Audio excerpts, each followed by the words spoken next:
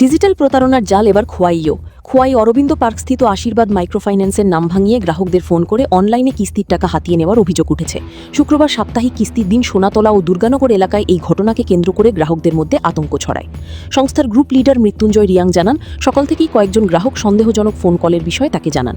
অভিযোগ 9334639176 নম্বর থেকে ফোন করে এক ব্যক্তি নিজেকে সংস্থার কর্মী পরিচয় দিয়ে গ্রাহকদের অনলাইনে কিস্তির টাকা পাঠাতে চাপ দেয়। এমনকি একটি স্ক্যানারও পাঠানো হয়। পরে বিষয়টি সন্দেহজনক মনে হওয়ায় গ্রাহকরা সরাসরি সংস্থার সঙ্গে যোগাযোগ করে।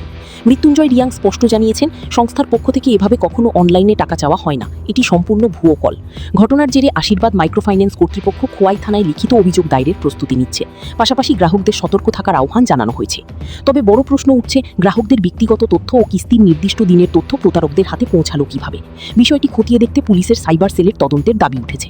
গোপাল সিংহের রিপোর্ট, আসাম প্রাইম নেটওয়ার্ক। আজকে সকালে আমার একটা কাস্টমার দিদির আইছিলাম, আমি বাড়ি দিদি জানাইছিলাম আমরা ফোন করিয়া যে এমন স্যার একটা নাম্বার দিয়ে ফোন করা হয়েছে যে অনলাইনে টাকাটা দিয়ে দিত। এমন দিদির কাছে কল আছে, তো দিদি আমার জানাইছে যে এমন আছে স্যার, এমন কি টাকাটা দিয়ে দিতাম।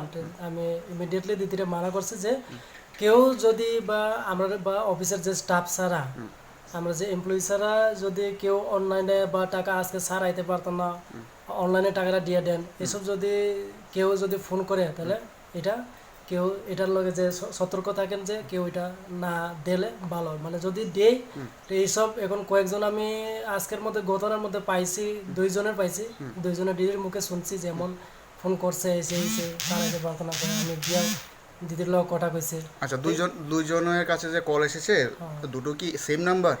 এটা নাম্বারটা আমি এক্স্যাক্টলি চেক করছি না, কিন্তু এখানে দিদির কাছে বাড়িটা আইয়া আমি দেখছি যে এখন আমি ফোন করছি এই যার নাম্বারটা দিয়ে ফোন আইছে এই নাম্বার ফোন করছি, কিন্তু এ কইতাছে নাম তো কইতাছে না ভালো করিয়া, একবার চেঞ্জ করে কই অরূপ কই একবার, আর একবার কই আরেকটা অভিজিৎ কই, এমনকার নামটা মানে চেঞ্জ করে কইতাছে। যে সময় আমি ফোন করছি, ফোনটা ধরছি, আমি কথা কইছি, তারপরে ফোনটা কাটিয়ে দিছে। আচ্ছা আচ্ছা, তো মানে প্রথমে যে প্রশ্নটা আসে যে ওদের কাছে আশীর্বাদ মাইক্রোফাইন্যান্সের যারা কাস্টমাররা রয়েছে, হ্যাঁ, তো তাদের নম্বরটা তাদের কাছে গেল কিভাবে? সেই বিষয়ে আপনারা কোনো ইনকোয়ারি করেছেন এখন পর্যন্ত?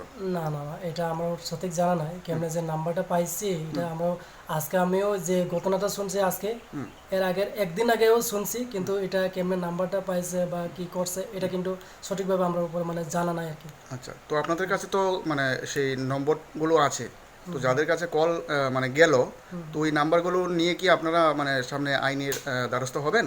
হ্যাঁ, এটা এইসবটা যাতে অন্য দিনে যাতে না হয়, এই কারণে আমরা এই নাম্বারটা লই আমরা করতে হবে।